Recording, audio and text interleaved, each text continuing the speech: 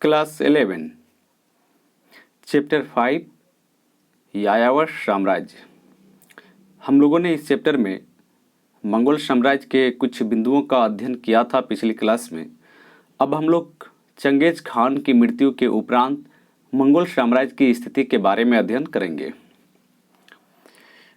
जैसा कि आप सबों को पता होना चाहिए, किसी भी साम्राज्य की स्थिति तभी तक मजबूत बनी रहती है किसी भी साम्राज्य की स्थिति तभी तक मजबूत बनी रहती है जब तक उसके शासक की स्थिति मजबूत हैसियत बनी रहती है। इसका मतलब है कि जब कोई इनकी मृत्यु के बाद अगर कोई कमज़ोर शासक सत्ता पर आसीन हो गया तो लाजमी है कि वह सत्ता कमज़ोर पड़ जाएगी, वह सत्ता विघटन की ओर चला जाएगा।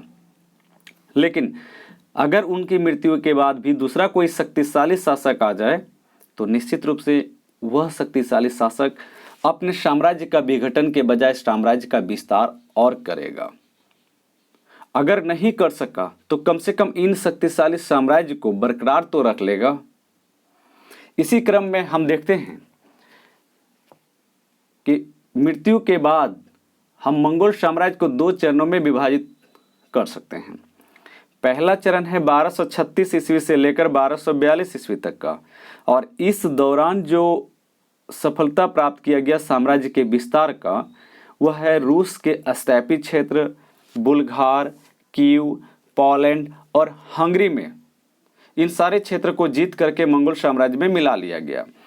और दूसरा चरण है 1255 ईस्वी से लेकर 1300 ईस्वी तक, जिसमें समस्त चीन यानी पूरा चीन 1279 ईस्वी इसमें पूरा चीन को मिला लिया मंगोल साम्राज्य में, ईरान को मिला लिया, इराक और सीरिया को मंगोल साम्राज्य के अधीन ला दिया। और इस प्रकार इसके साम्राज्य में एक स्थिरता आ गई और साम्राज्य का विस्तार किया। सन 1203 ईस्वी के बाद के दशकों में मंगोल सेनाओं को बहुत ही कम विरोध झेलना पड़ा, परंतु यह ध्यान देने की बात है कि सन 1260 के दशक के बाद जो पश्चिम की तरफ से सैन्य अभियानों की शुरुआती आवेग को जारी रखना संभव नहीं हो पाया। मतलब सैन्य अभियानों के शुरुआती आक्रमण आवेग, दैट मीन्स आक्रमण, उसको जारी रखना संभव नहीं हो पाया क्योंकि वियना और उससे परे पश्चिमी यूरोप एवं मिस्र मंगोल सेनाओं के अधिकार में ही रहे। यानी वो क्षेत्र यूरोप और मिस्र पहले से ही अधिकार में था। तथापि उनके हंगरी के स्टेपी क्षेत्र से पीछे हट जाने और मिस्र की सेनाओं द्वारा पराजित होने से एक नया राजनीतिक प्रवृत्तियों के उदय होने के संकेत मिल गए। तो एक पहलू है, इस प्रवृत्ति के दो पहलू थे। पहला यह था कि मंगोल परिवार में उत्तराधिकार को लेकर के आंतरिक राजनीति हो रही थी। जब प्रथम दो पीढ़ियां जोची और ओगोदेई के उत्तराधिकारी महान खान के राज्य पर नियंत्रण स्थापित करने के लिए एकजुट हो गए, अब उनके लिए यूरोप में अभियान करने की अपेक्षा अपने इन हितों की रक्षा करना अधिक महत्वपूर्ण हो गया। दूसरी स्थिति तब उत्पन्न हुई जब चंगेज खान के वंश की तोलुयिद शाखा के उत्तराधिकारियों ने जोची और ओगोदेई वंशों को कमजोर कर दिया। मोनके, जो चंगेज खान के सबसे छोटे पुत्र तोलुई का वंशज था, उसके राज्याभिषेक के उपरांत 1250 ईस्वी के दशक में ईरान में शक्तिशाली अभियान किए गए, परंतु 1260 ईस्वी के दशक में तोलुई के वंशजों ने चीन में अपने हितों की वृद्धि की, तो उसी समय सैनिकों और रसद सामग्रियों को मंगोल साम्राज्य के मुख्य भागों की ओर भेज दिया गया। और इसके परिणाम स्वरूप मिस्र की सेना का सामना करने के लिए मंगोलों ने एक छोटी और यह पर्याप्त सेना भेजी। मंगोलों की पराजय और तोलुई परिवार की चीन के प्रति लगातार बढ़ रही रुचि से उनका पश्चिम की ओर विस्तार रुक गया। इसी दौरान रूस और चीन की सीमा पर जोची और तोलुई वंशजों के अंदरूनी झगड़ों ने जोची वंशजों का ध्यान उनके संभावित यूरोपीय अभियानों से हटा दिया। घर की आंतरिक कलह राजनीति ने साम्राज्य विस्तार के अभियान को ब्रेक तो लगा ही दिया, प्लस जो साम्राज्य आपके हाथों में है उसको संभालना भी थोड़ा मुश्किल कर दिया। पश्चिम में मंगोलों का विस्तार रुक जाने से चीन में उनके अभियान शिथिल नहीं हुए, पर वस्तुतः उन्होंने चीन को एकीकृत किया। ये विरोधाभास है कि सबसे बड़ी सफलताओं को प्राप्त करने के समय ही शासक परिवार के सदस्यों के आपसी मतभेद जो दिखाई देने लगे थे। इस अध्याय के हम अगले भाग में उन चीज़ों की चर्चा करेंगे जिसके चलते मंगोलों को महान राजनीतिक सफलताएं प्राप्त हुई, परंतु उन्हीं वजहों से उनकी प्रगति में बाधाएं भी आई।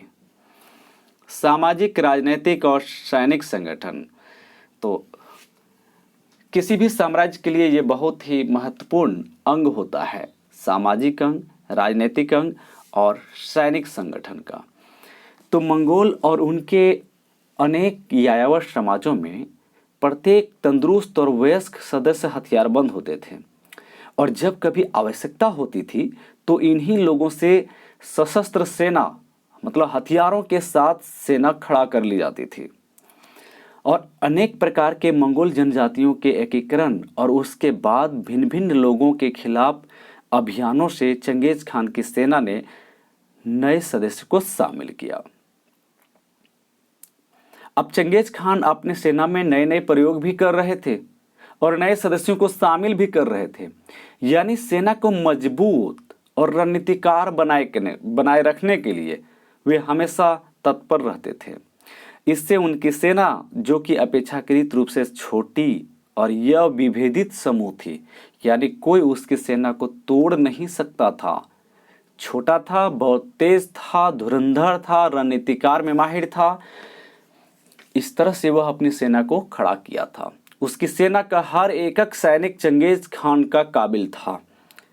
चंगेज खान जो बातें कहेगा वही बातें उसकी सेना सुनेगी। कोई विरोधी गुट वाला जासूसी लगा करके भी इसको तोड़ नहीं सकता है।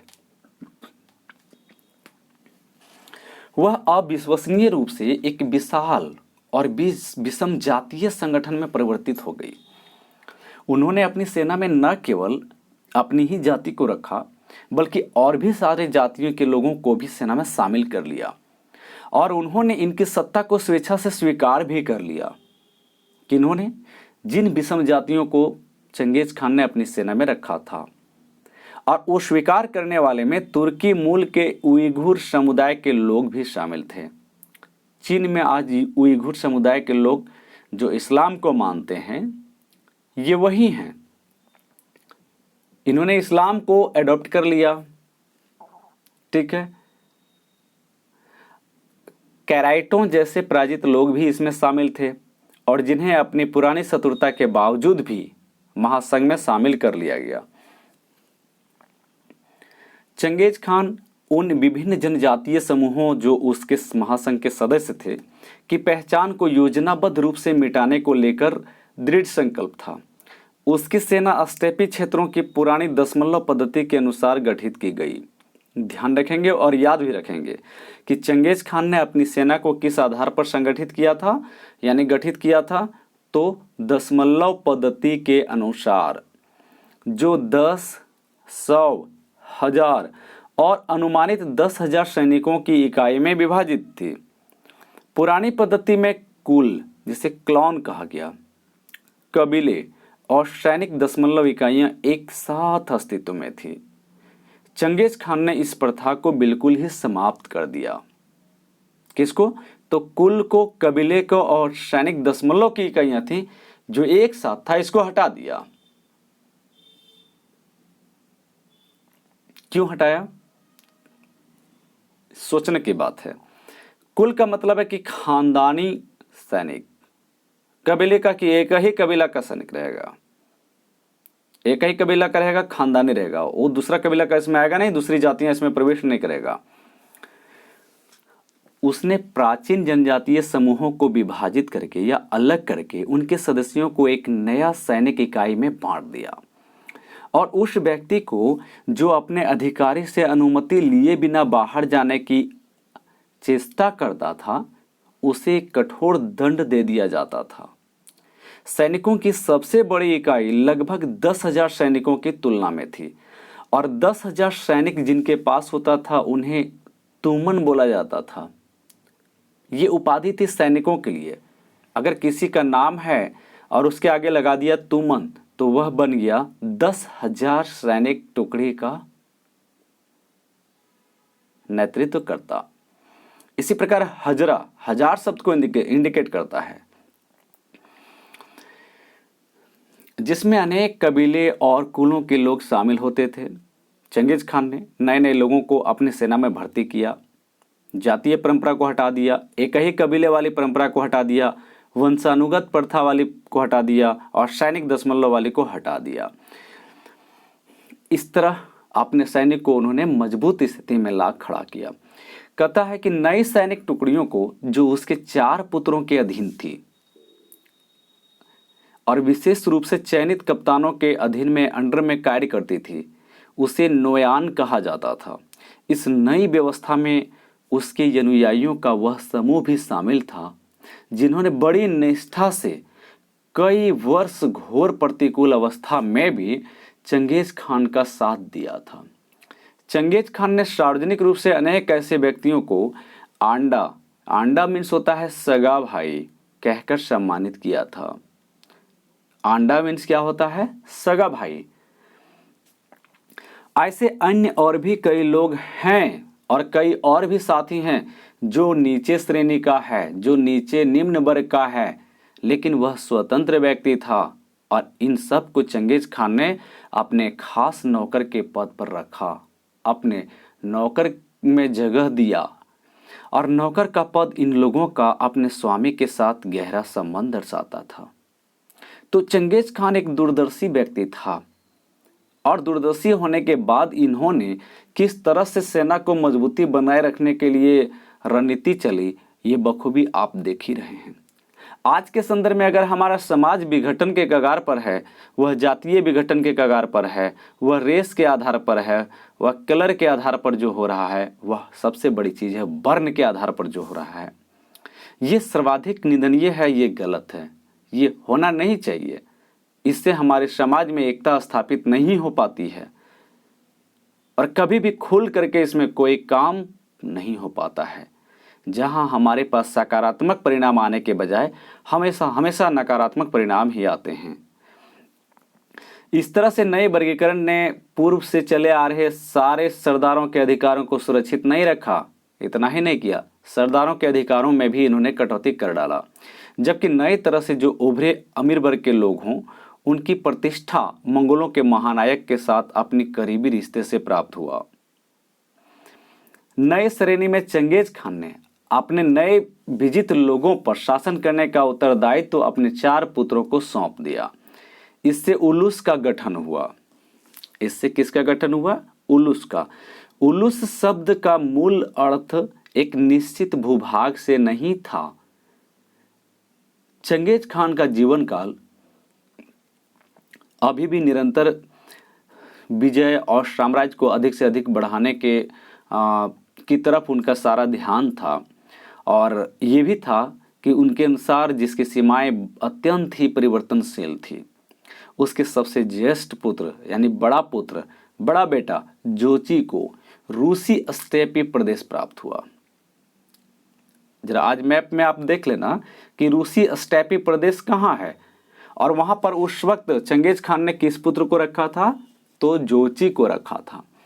लेकिन हुआ यूं कि अत्यधिक दूर सीमा होने के कारण, ठीक है, अत्यधिक दूर सीमा होने के कारण इसका विस्तार सुदूर पश्चिम तक विस्तृत था, जहां तक उसके घोड़े स्वेच्छापूर्वक भ्रमण कर सकते थे। एक तरफ तो दूरस्थ सीमा निर्धारित नहीं थी और दूर सीमा भी थी। उसके दूसरे पुत्र थे चगताई को तुरान का स्टेपी क्षेत्र तथा पामीर के पहाड़ का उत्तरी क्षेत्र भी मिला, जो उसके भाई के प्रदेश से लगा हुआ था। संभवतः वह जैसे जैसे पश्चिम की ओर बढ़ता गया होगा, वैसे वैसे यह अधिकार क्षेत्र भी परिवर्तित होते चला गया। चंगेज खान ने संकेत किया था कि उसका तीसरा पुत्र ओगोदेई उसका उत्तराधिकारी होगा और उसे महान खान की उपाधि दी जाएगी। इस राजकुमार ने अपने राज्याभिषेक के बाद अपनी राजधानी काराकोरम में स्थापित किया और उसके सबसे छोटे पुत्र तोलोई ने अपनी पैतृक यानी अपने पिता की भूमि वाले मंगोलिया को प्राप्त किया। चंगेज खान का छोटा बेटा खुद जहां से चंगेज खान था मंगोल से, वो उसी को प्राप्त किया। चंगेज खान का यह विचार था कि उसके पुत्र परस्पर मिलजुल कर साम्राज्य का शासन करेंगे, आपस में कोई लड़ाई झगड़ा नहीं करेंगे, और इसे ध्यान में रखते हुए उसने अलग अलग राजकुमारों के लिए अलग अलग सैन्य टुकड़ियाँ यानी तामा फिक्स कर दिया कि ये सैन्य टुकड़ियाँ तुम्हारा है, ये इसका है, ये इसका है, कर दी, जो प्रत्येक उलूस में तैनात रहती थी। परिवार के सदस्यों में राज्य की भागीदारी का बोध सरदारों की परिषद किरिलताई में होता था, जिसमें परिवार या राज्य के भविष्य के निर्णय, अभियानों और लूट के माल का बंटवारा, चारागाह भूमि और उत्तराधिकार आदि के सारे निर्णय सामूहिक रूप से लिए जाते थे। चंगेज खान ने पहले से ही एक फुर्तीली हरकारा पद्धति अपना रखी थी, दरअसल जिससे राज्य के दूर दराज के स्थानों पर हमेशा संपर्क बना रहे और अत्यधिक दूरी होने पर भी हमारे जो खड़े सैनिक हैं, मजबूत सैनिक हैं, उनके चौकियों में स्वस्थ और बलवान घोड़े तथा घुड़सवार संदेशवाहक तैनात रहते थे। और इन्होंने एक संचार पद्धति की व्यवस्था को विकसित करने के लिए इन्हीं घुड़सवार सैनिक का सहायता लिया। ठीक है, इसे हम लोग कुबकुर कहते थे। और इस उगाही जिसको हम लोग लेवी कहते हैं को यायावर लोग अपनी स्वेच्छा से प्रदान करते थे, जिससे उन्हें अनेक लाभ प्राप्त होते थे।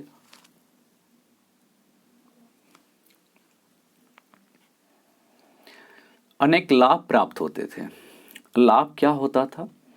चंगेज खान की जब मृत्यु हो गई तब उसके बाद भी हरकारा पद्धति यानी याम में और भी सुधार लाया गया और इस पद्धति की गति तथा विश्वसनीयता यात्रियों को आश्चर्य में डाल देती थी, क्योंकि इससे महान खानों को अपने विस्तृत यानी बहुत बड़े महाद्वीपीय साम्राज्य के दूर दूर तक के स्थानों में होने वाली घटनाओं की निगरानी करने में इसे मदद मिलती थी।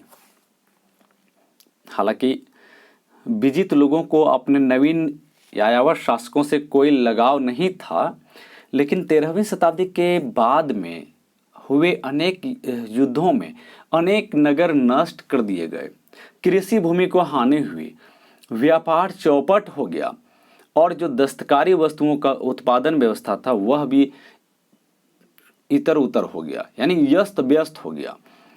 तो सैकड़ों हजारों लोग मारे गए, इससे कहीं अधिक दास बना लिए गए।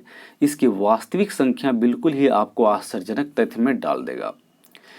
जो अमीर वर्ग के लोग थे वहां से लेकर कृषक वर्ग तक के समस्त लोगों को अनेक प्रकार के कठिनाइयों का सामना करना पड़ा और इसके बदले में इसके परिणाम स्वरूप जो स्थितियां उत्पन्न हुई वह ईरान के शुष्क पठार में भूमिगत नहरों का नियमित रूप से मरम्मत कार्य संभव नहीं हो पाया।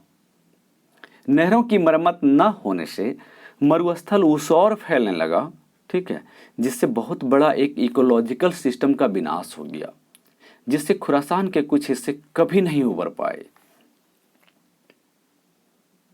देखिए, यह है नीचे चंगेज खान, मरुस्थल ऊसौर फैलने लगा।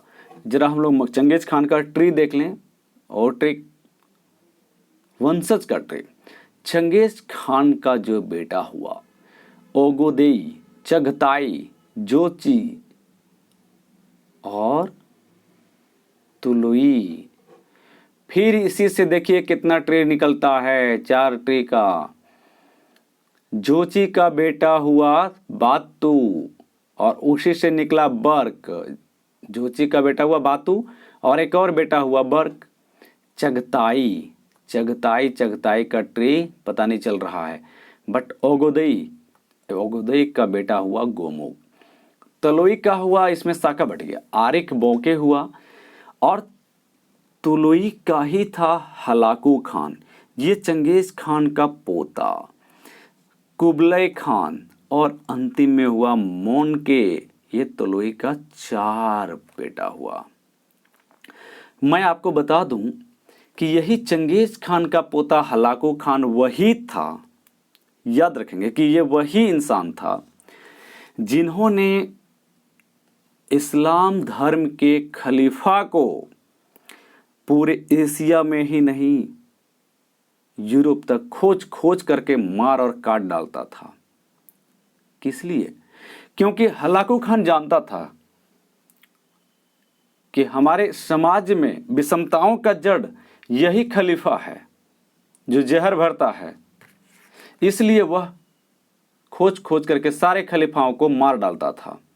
और हलाकू चंगेज खान का पोता हलाकू खान के डर से सारे खलीफा अपनी जान बचाने के लिए भूमिगत हो गए थे। उनको जान बचाने की आफत आन पड़ी थी। बहुविवाहित चंगेज खान अनेक बच्चों के जनक थे। इसका मतलब है चंगेज खान की बहुत सारी पत्नियां होंगी। उनकी पटरानी बोड़ते के गर्भ से जन्मे चारों पुत्र उनके ही वंश की वृक्ष शाखाएं बनी। इसके बाद उनके ज्येष्ठ पुत्र जोची के परिवार में भी कोई भी सुरमा पैदा नहीं हुआ गया।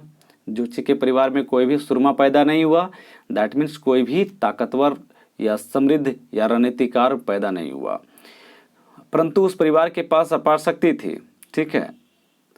और गोमुख की मृत्यु के बाद जोची के पुत्र बातु के ओगोदोई के वंश को समर्थन करने से इनकार कर दिया, जिसके कारण ललोई परिवार के हाथों में सत्ता आ गई और जिससे मोनके और कुबलई के लिए सत्ता के द्वार खुल गए।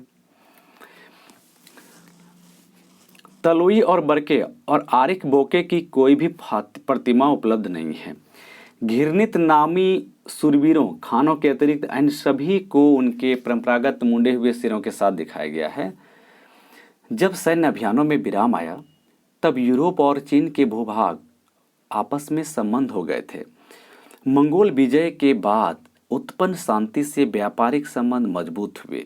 मंगोलों की देखरेख में रेशम मार्ग पर व्यापार और भ्रमण अपने शिखर पर पहुंचा, यानी व्यापार बहुत तेजी से बढ़ गया। पहले की तरह अब व्यापारिक मार्ग चीन में ही खत्म नहीं होते थे।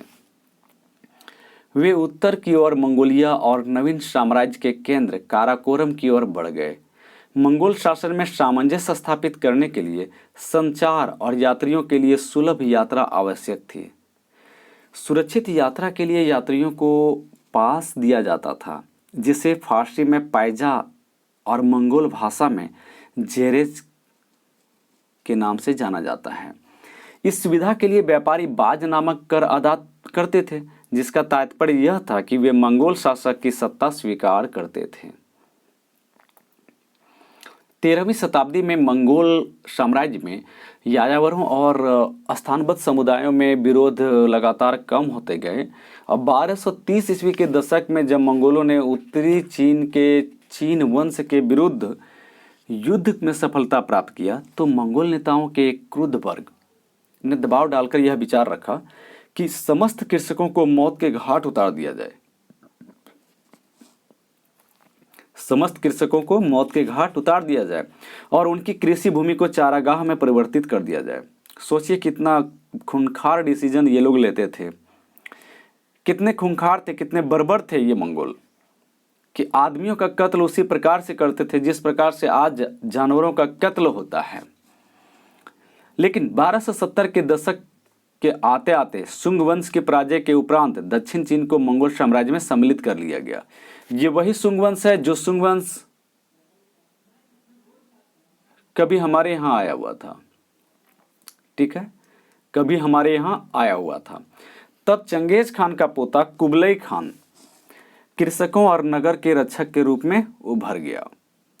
तो गजन खान जो चंगेज खान के सबसे छोटे पुत्र तोलोई का वंशज था, उसने अपने परिवार के सदस्यों और अन्य सेनापतियों को आग्रह किया और आगाह भी कर दिया कि वे कृषकों को न लूटें।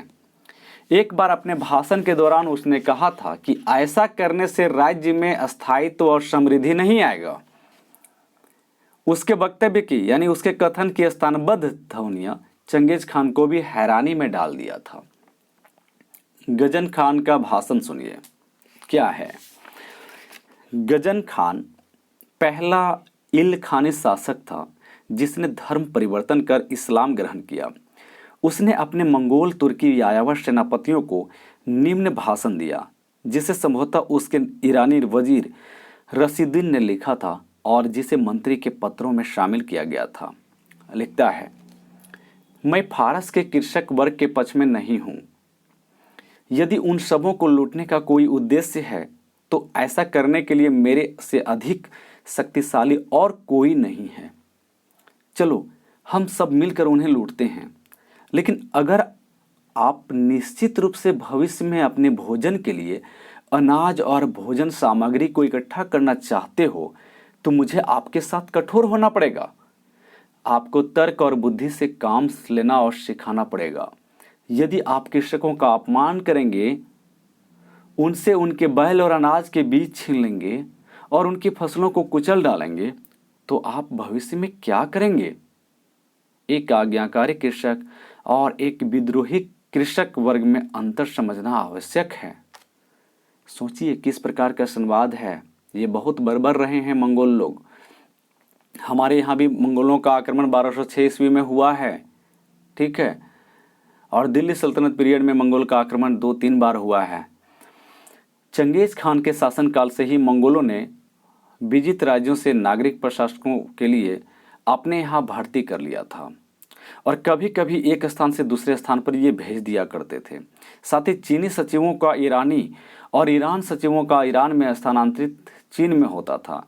यानी एक दूसरे जगह पर ये सचिव को अदला बदली करके स्थानांतरण करते थे। इस तरह इन्होंने दूसरे राज्यों को जो दूर में था उसको भी अपने आप में एकजुट करने में मदद की और उनकी पृष्ठभूमि और प्रशिक्षण से वहाँ के जो लोग रह रहे थे उन पर जो होने वाली घटनाएं घट रहे थे, जो खानाबदोश लोग थे, इससे क्या हुआ कि लूट मार की धार कम हो गई। मंगोल शासकों का भी इन पर तो तब तक विश्वास बना रहा जब तक ये प्रशासक अपने स्वामियों के लिए कर इकट्ठा करने की क्षमता बनाए रखते थे। और इनमें से कुछ प्रशासक काफी प्रभावशाली थे और अपने प्रभाव का उपयोग खानों पर भी करते थे। जैसे एग्जाम्पल के लिए 1230 ईस्वी के दौरान चीनी मंत्री ये लू चुतसाई ने ओगोदोई की लूटने वाली प्रवृत्ति को परिवर्तित कर दिया। जुवेनी परिवार ने भी ईरान में 13वीं शताब्दी के उत्तरवर्ती काल और उसके अंत में भी कुछ इसी तरह की भूमिका निभाई। तो वजीर रशीदुद्दीन ने गजन खान के लिए वह भाषण भी इसी समय तैयार किया था जो उसने अपने मंगोल देशवासियों के समझ किया था, जिसमें उसने कृषक वर्ग को सताने के बजाय उनकी रक्षा करने की बात कही थी। स्थानबद्ध रूप से रहने का दबाव मंगोल निवास स्थानों के नए क्षेत्रों में अधिक था और उन क्षेत्रों में जो बिल्कुल ही यायावर के मूल स्टेपी आवास से बहुत दूर थे।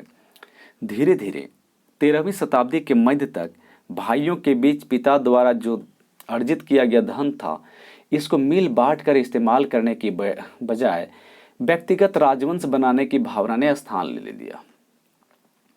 हर एक अपने उलूस, जिसका तात्पर्य अब क्षेत्रीय यानी अधिकृत क्षेत्र का स्वामी हो गया और यह अंशतः उत्तराधिकारियों के लिए संघर्ष प्रारंभ हो गया, ठीक है। और यह संघर्ष का ही परिणाम था जिसमें चंगेज खान के वंशजों के बीच महान पद के लिए तथा उत्कृष्ट चारागाही भूमि पाने के लिए संघर्ष होने लगी और एक होड़ मच गई। अब यूं हुआ कि चीन और ईरान दोनों पर शासन करने के लिए आए टोलोई वंशजों ने युयान और इन इल अली खानों की खानी वंशों की स्थापना की। यानी टोलोई के वंशों ने किसकी स्थापना की? युयान और इल खानी वंशों की स्थापना की। जोची इसने सुनहरा गिरोह गोल्डन हॉर्डे का गठन किया और रूस के स्टेपी क्षेत्रों पर राज किया। चगताई के उत्तराधिकारियों ने तुरान के स्टेपी क्षेत्र पर राज किया, जिसे आजकल तुर्किस्तान कहा जाता है। और यह बात ध्यान देने योग्य है कि मध्य एशिया चगताई का वंशज तथा रूस गोल्डन हॉर्ड के स्टेपी निवासियों में यायावर परंपराएं सबसे अधिक समय तक चली।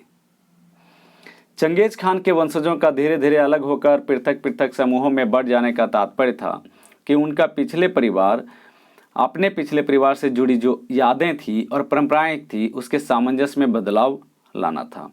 यह स्पष्ट था कि यह सब एक कुल के सदस्यों में परस्पर प्रतिस्पर्धा के परिणाम स्वरूप, कॉम्पिटिशन को हम प्रतिस्पर्धा के नाम से जानते हैं, हुआ। और इसी की एक शाखा तुलुई ने अपने पारिवारिक मतभेदों का वृत्तांत बड़ी निपुणता से अपने संरक्षण में प्रस्तुत किए जा रहे इतिहासों में दिया, यानी लिखा उन्होंने। तो बहुत हद तक यह सब चीन और ईरान पर उनके नियंत्रण का और उनके परिवार के सदस्यों द्वारा बहुत बड़ी संख्या में विद्वानों को अपने यहाँ भर्ती करने का परिणाम था। और इसलिए कहा जा सकता है विशुद्ध रूप से कि अतीत से अलग होने का मतलब पिछले शासकों की अपेक्षा प्रचलित शासकों के गुणों को अधिक लोकप्रिय करना था।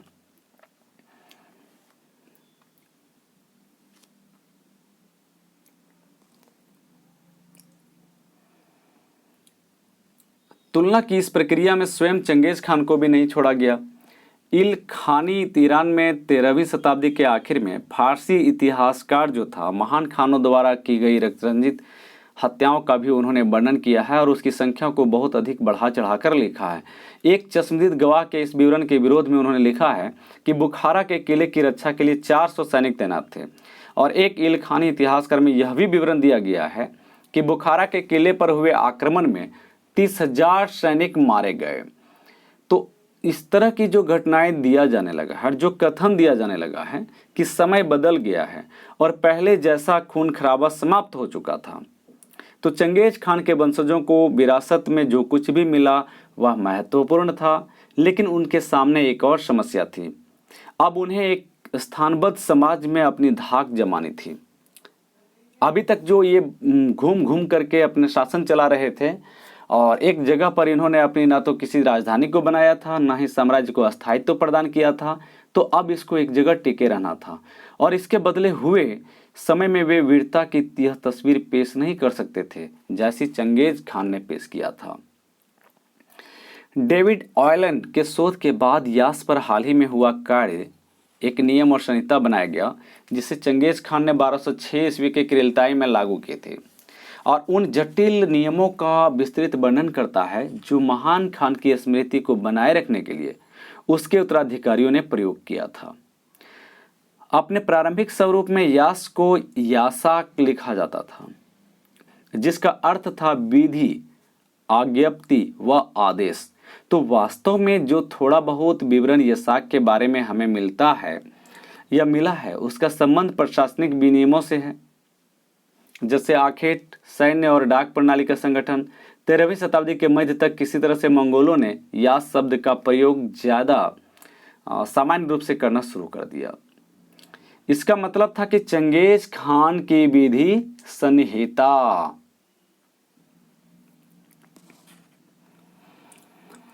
यदि हम उसी समय में घटने वाली अन्य घटनाओं की ओर देखें तो शायद हम इस शब्द के अर्थ में होने वाले बहुत सारे बदलाव को समझ सकते हैं।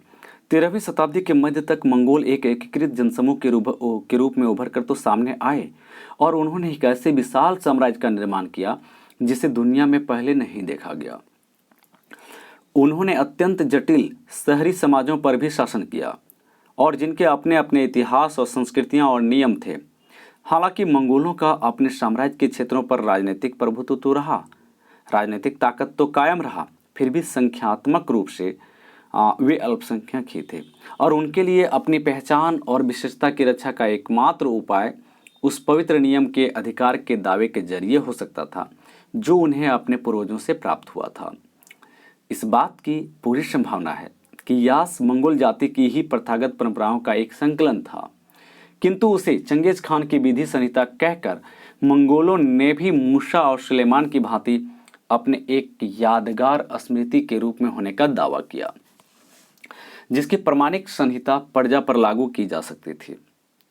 यास मंगोलों को समान आस्था रखने वालों के आधार पर संयुक्त करने में सफल हुआ।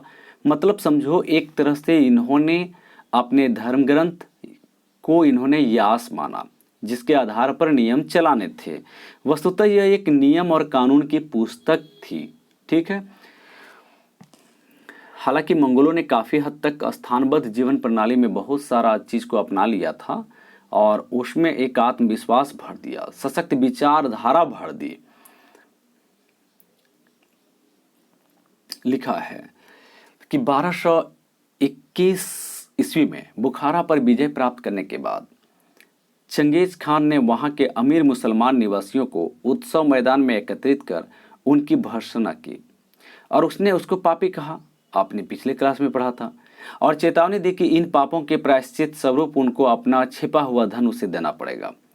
और यह वर्णन करने योग्य एक नाटकीय घटना थी जिसको लोगों ने लंबे समय तक याद रखा और उस पर चित्र बनाए।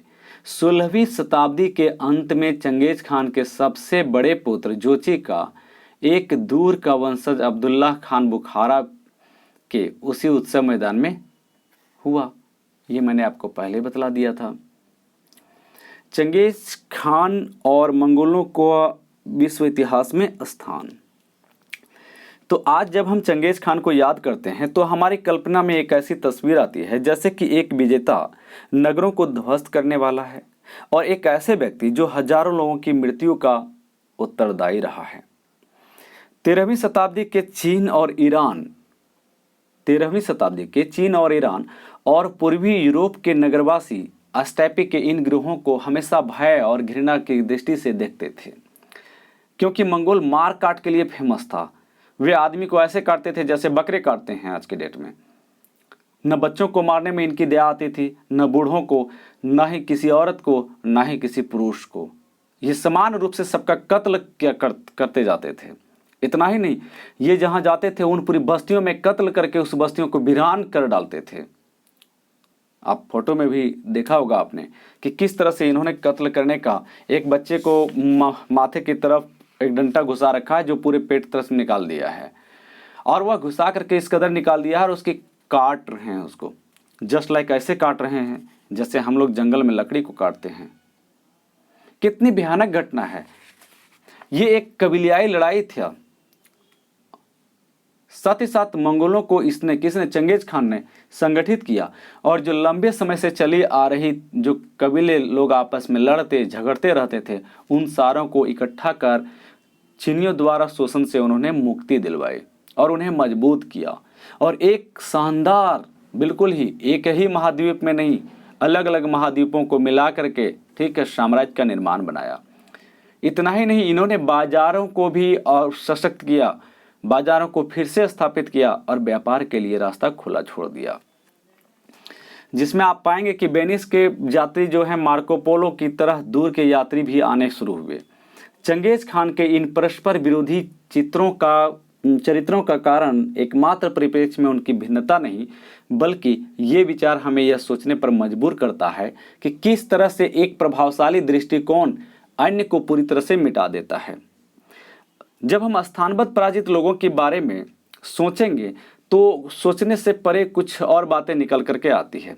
13वीं शताब्दी के उस छोटे से मंगोल अधिराज्य के बारे में जरा सोचिए कि उन्होंने किस प्रकार अलग अलग नियम को मान करके, अलग अलग नियमों के मानने वाले लोगों को, अलग अलग मतों को मानने वाले के लोगों को भी उन्होंने अपने शासन में जगह दिया। इतना ही नहीं, उन्होंने अपने सेना में रखा, और जो पुरानी सेना पद्धति थी क्लॉन के आधार पर उसको हटा दिया, और दशमलव के आधार पर उसको हटा दिया, सैनिक दशमलव के आधार पर था उसको हटा दिया, और नए नए लोगों को अपनी सेना में जगह दिया। फिर इन्होंने बर्बरता से अब इधर सभ्यता की तरफ ये मुख करते हैं। दैट मीन्स मंगोल शासक स्वयं भी विभिन्न धर्मों और आस्थाओं को से संबंध रखने वाले लोगों में, जैसे उस वक्त के लोग जो थे समन, बौद्ध धर्म को मानने वाले लोग थे उस वक्त, ध्यान रखेंगे, बौद्ध धर्म, और ईसाई और अंततः इस्लाम। लेकिन उन्होंने सार्वजनिक नीतियों पर अपने विचार, पर्सनल विचार कभी नहीं थोपे, यानी उन्होंने अपने स्वार्थ पूर्ति के लिए अपना निजी विचार कभी भी जनता के ऊपर या अपने साम्राज्यवासियों के ऊपर नहीं थोपा। मंगोल शासकों ने सब जातियों और धर्मों के लोगों को अपने यहाँ प्रशासक और हथियारबंद सैन्य दल के रूप में भर्ती किया। इनका शासन बहुजातीय, बहुभाषी, बहुधार्मिक था। कोई एक जाति का नहीं था, कोई एक कबीले का नहीं था, कोई एक वंश को इन्होंने तरजीह नहीं दिया था। हालांकि इनको अपने बहुविध संविधान का भी कोई भय नहीं था, और यह उस समय के लिए एक असामान्य बात थी। इतिहासकार अब उन विधियों का भी अध्ययन करने में लगे हैं जिनके माध्यम से मंगोल अपने बाद में आने वाली शासन प्रणालियों, जैसे कि भारत में मुगल शासन की, ये अनुसरण करने के लिए जो आइडियलिस्टिक प्रस्तुत किया है, इसके बारे में वे जुटे हैं। मंगोल और किसी भी यायावर शासन प्रणाली से संबंधित जिस तरह के भी प्रलेख हैं, उनसे यह समझना वस्तुतः असंभव है कि वह कौन सा ऐसा प्रेरणा स्रोत था जिसने साम्राज्य के निर्माण की महत्वाकांक्षी की पूर्ति के लिए अनेक समुदाय में बटे हुए लोगों का एक परिसंघ उन्होंने बना डाला। ठीक है, अब एक बात है कि अंततः इसी प्रकार मंगोल साम्राज्य भिन्न भिन्न वातावरण में परिवर्तित हो गया। एक तरफ रूस के स्टेपी ठंडे प्रदेश की तरफ है, दूसरी तरफ रेगिस्तानी वाले इलाके में है। ठीक है, तो उनको एक भौगोलिक विविधता वाले क्षेत्र की प्राप्ति हो गई। 14वीं शताब्दी के अंत में एक अन्य राजा तैमूर हुआ जो एक विश्वव्यापी राज्य की आकांक्षा रखता था। उसने अपने को राजा घोषित करने में कोई संकोच अनुभव नहीं किया क्योंकि वह चंगेज खान का वंशज नहीं था। और जब उसने अपनी स्वतंत्रता संप्रभुता की घोषणा की तो अपने को चंगेज खानी परिवार के दामाद के रूप में प्रस्तुत कर दिया। तो हर किसी को आदत होती है कि पिछला जो महान विजेता रहते हैं और स्वयं को अगर अभी आपने विजेता हासिल कर लिया, आप उसके वंशज से नहीं हैं, आप उनके रिश्तेदार नहीं हैं, दूर दूर तक आपका कोई नाता और रिश्ता नहीं है, तब भी आप उसको जोड़ देंगे अपनी कड़ी में। क्यों? क्योंकि अपनी पद और हैसियत को बतलाने के लिए कि मैं उसी वंशज से हूँ, मैं उसी से हूँ जहाँ एक लंबी गौरव गाथा का वर्णन रहा है। आज दशकों के रूसी नियंत्रण के बाद मंगोलिया एक स्वतंत्र राष्ट्र के रूप में अपनी पहचान बना रहा है। वही मंगोलिया जहाँ पर पहले मंगोल लोग राज किया करते थे। ठीक है, उसने चंगेज खान को एक महान राष्ट्रनायक के रूप में लिया है और जिसका सार्वजनिक रूप से सम्मान किया जाता है, जिसकी उपलब्धियों का वर्णन गर्व के साथ किया जाता है। मंगोलिया के इतिहास में इस निर्णायक समय पर चंगेज खान एक बार फिर मंगोलों के लिए एक आराध्य व्यक्ति के रूप में उभरकर सामने आ चुके हैं, जो महान अतीत की स्मृतियों को, यादगार को जागरूक करके राष्ट्र की पहचान बनाने की दिशा में शक्ति प्रदान करने के साथ साथ राष्ट्र को एक नए भविष्य की तरफ ले जाएगा। प्रश्न आपको हल करने हैं कि मंगोल के लिए व्यापार क्यों इतना महत्वपूर्ण था। प्रश्न 2 है, चंगेज खान ने यह क्यों अनुभव किया कि मंगोल कबीलों को नवीन सामाजिक और नवीन सैनिक इकाइयों में विभाजित करने की क्या आवश्यकता है। सॉल्व करके मुझे बताएंगे।